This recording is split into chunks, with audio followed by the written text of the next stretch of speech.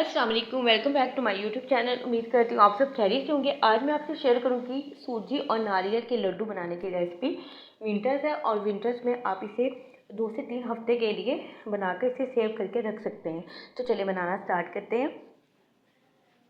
सूजी के लड्डू बनाने के लिए यहाँ पर मैंने सूजी ली है 1 पाव, और 1 पाव ही मैंने यहाँ पर लिया है रेड जो चक्की का आटा होता है, नॉर्मल रेड आटा।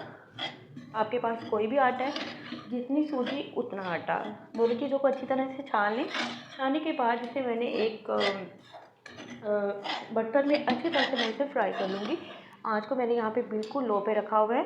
तकरीबन 4 से 5 मिनट इसे लगेंगे बुनाई करते हुए। और यहाँ पर इसमें हमने जो चाशनी ऐड करनी है उसके लिए मैंने यहाँ पर शक्कर का इस्तेमाल किया है। शक्कर मैंने ली है यहाँ पे 5 टेबलस्पून भर के। अगर आपके पास शक्कर नहीं है तो आप चीनी भी ले सकते हैं। 5 से 6 टेबलस्पून चीनी में तकरीबन हाफ कप मैंने हाफ कप पानी ऐड किया था। उसके फिर मैं इसे शीरा बना लूँगी। तो यहाँ पे सूजी हल्की आंच पे फ्राई होती जा रही है, और जैसे ये थोड़ी सी इसका कलर चेंज होगा इसमें मैं घी को ऐड करूँगी।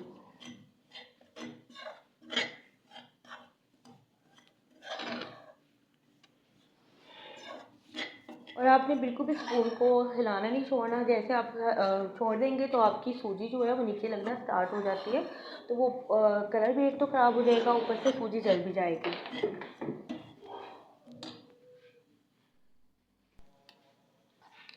हमारे सूजी को यहाँ पे भूनते हुए तकरीबन 5 से 10 मिनट हो गए थे, और अब मैं इसमें ऐड कर दूँगी घी मैंने यहाँ पे लिया तकरीबन 3 से 4 टेबलस्पून। बहुत ज़्यादा घी नहीं ऐड करना।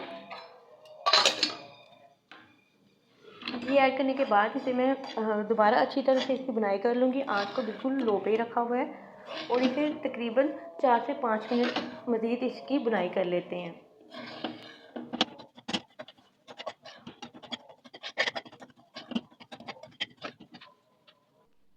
और यहाँ पर जो शक्कर मैंने ली थी इसमें मैंने पानी तकरीबन ऐड किया है आधा कप, और अब मैं इसकी चाशनी बना लूँगी।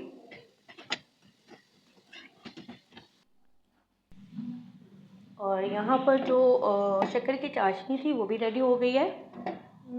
इसे मैं ठंडा करने के लिए रख दूँगी। और सूजी को भूनने के बाद मैंने इसे ठंडा होने के लिए एक बाउल में निकाल लिया था। और यहाँ पर मेरे पास कोकोनट है, ड्राई कोकोनट, उसे मैंने ग्राइंड कर लिया था। तकरीबन ये 4 से 5 टेबल स्पून मैंने इसमें कोकोनट के ऐड किए हैं। और यहाँ पर बादाम थे, बादाम भी मैंने 7 से 8 बादामों को छोटे छोटे पीसेस में काट लिया था।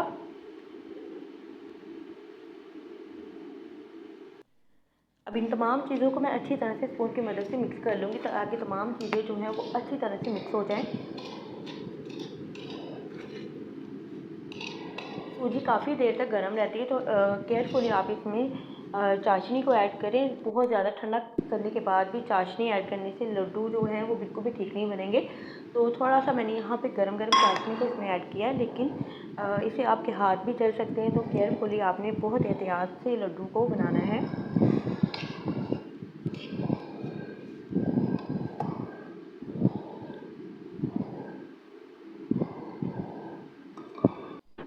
और यहाँ पे मैंने तकरीबन 1 से 2 टेबलस्पून मैंने दूध के भी ऐड किए थे, ताकि जो लड्डू हैं वो परफेक्ट तरीके से बनाए जा सकें। मैं यहाँ पर मीडियम साइज़ के लड्डू बनाऊँगी। आपको थोड़े से बड़े बनाने हैं तो आप थोड़े से बड़े बना लेंगे, थोड़े से छोटे बनाने हैं तो थोड़े से छोटे बना लें।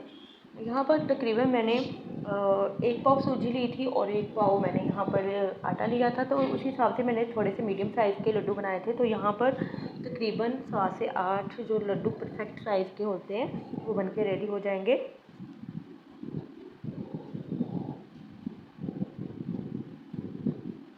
और इस तरह से दबा के आपने लड्डू तैयार कर लेने हैं।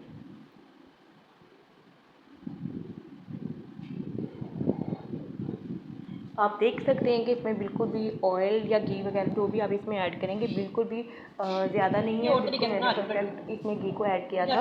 वो नहीं बनाती पनीर के उस तरीके से बनाई है।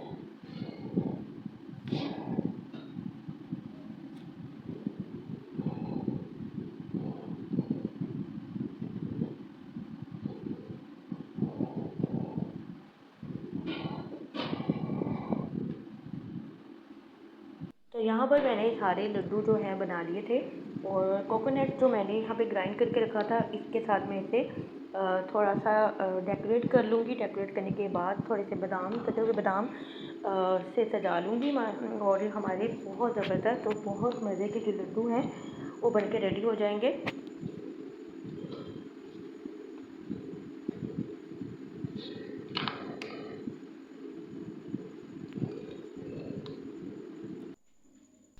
और माशाल्लाह से हमारे लड्डू बनके रेडी हो गए हैं और आप इन्हें 2 से 3 हफ्ते के लिए इजीली इस्तेमाल कर सकते हैं और इसे फ्रिज में रखने की ज़रूरत नहीं है। आप इसे इजीली किसी भी जार में रख सकते हैं।